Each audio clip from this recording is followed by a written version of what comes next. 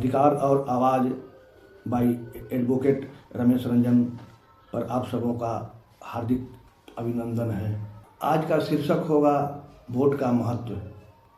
हम वोट के महत्व कितना समझते हैं, आज हम इसके विषय में चर्चा करेंगे। आज हम जो गरीब हैं वो गरीब क्यों हैं? तो हम गरीब अपने कर्मों से ही गरीब हैं। हम गरीब जात धर्म और पार्टी के नाम पर आज़ादी के बाद से आज तक वोट देते हुए आए हैं। हम अपने वोट के महत्व को नहीं समझते हैं।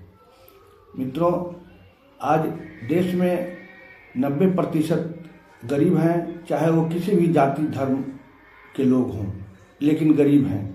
और 10% लोग अमीर हैं, चाहे वो किसी भी जाति धर्म के लोग हों, लेकिन वो अमीर हैं।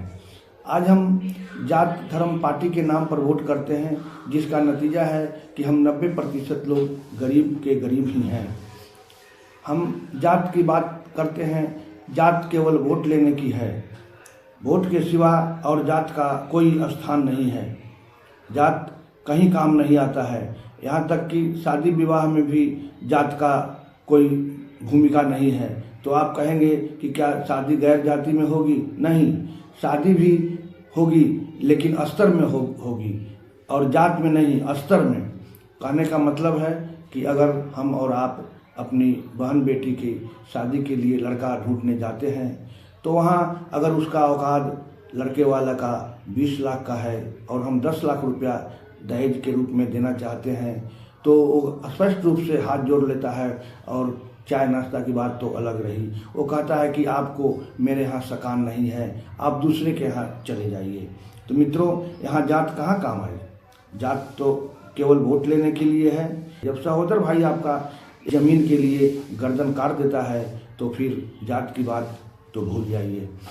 मित्रों, अगर जात की बात होती और जात के नेता हमसे वोट लेकर अगर हमको सही वोट का महत्व अगर देते कि हाँ हमको वोट दिया है, तो आज तक आज़ादी के बाद से आज तक सभी जाति धर्मों में विधायक, एमपी, मंत्री और मुख्यमंत्री बने हैं। तो कम से कम अपनी जाति के लोगों को गरीबी दूर कर देते, तो आज यह स्थिति नहीं होती कि हम 90% लोग गरीब होते। लेकिन ऐसा वो लोग नहीं करते हैं और न करेंगे, क्योंकि उनकी जाति क्या है? उनकी जाति अमीरी है और हम लोगों की जाति गरीबी है। हम 90% गरीब हैं, चाहे वो किसी भी जाति धर्म का क्यों ना हो, लेकिन हम गरीब जाति के हैं। और वो 10% अमीर हैं, चाहे वो किसी भी जाति धर्म का क्यों ना हो, लेकिन वो 10% अमीर जाति के लोग हैं।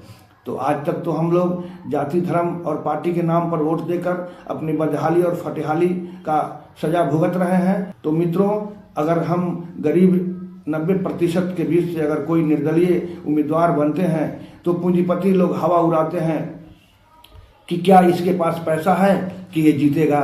और जो राजनीतिक पार्टियां बनाकर जो बैठे हैं, मठाधीश लोग, राजनेताओं लोग, किसी भी जाति धर्म का हो, वो बैठे हैं, वो चुनाव के टाइम में टिकट को 2 करोड़ 4 करोड़ में बेचते हैं।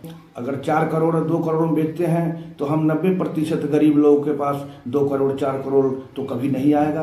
तो इसका मतलब हम गरीब के बेटा बेटी कभी भी जीतकर विधानसभा और लोकसभा में नहीं जाएंगे, और हम गरीबों का कल्याण नहीं कर पाएंगे, और हम गरीब जीवन भर गरीब ही रहेंगे। तो मित्रों, अब जागना होगा और उनको बताना होगा कि वोट हमारा और राज तुम्हारा, अब नहीं चलेगा, नहीं चलेगा। टिकट में वोट थोड़े है, टिकट में वोट नहीं है, वोट तो जनता के पास है। वो टिकट बेचते हैं और टिकट का धौंस देकर कहते हैं 2 करोड़ 4 करोड़ लेकर, और गरीब भोली भाली जनता को कहते हैं कि जाओ अमुक आदमी को टिकट दे दिए हैं, उसको वोट दो। अभी भी हम लोग गुलाम ही हैं मित्रों। हम अपने राजनेताओं का, हम अपने जात के नेता का गुलाम ही हैं। तो हम अंग्रेजों से तो गुलामी का छुटकारा पा चुके, लेकिन अपने राजनेताओं से गुलामी का छुटकारा नहीं पा रहे हैं मित्रों। कि जागो मेरे गरीब भाइयों, वोट का महत्व समझ जाएंगे, उस दिन हम अपने 90% गरीब भाई बहनों के बीच से उम्मीदवार खड़ा करेंगे और निर्दलीय करके जिताएंगे। जब बाबा साहब डॉक्टर भीमराव अंबेडकर ने हम लोगों को संविधान बनाकर वोट का अधिकार दिया, तो हम लोगों को ये बताने का काम किया कि पहले रानी के पेट से राजा पैदा होता था, लेकिन अब मेहतरानी के पेट से भी राजा पैदा होगा। इस बताना होगा कि वोट हमारा और राज तुम्हारा, अब नहीं चलेगा, नहीं चलेगा।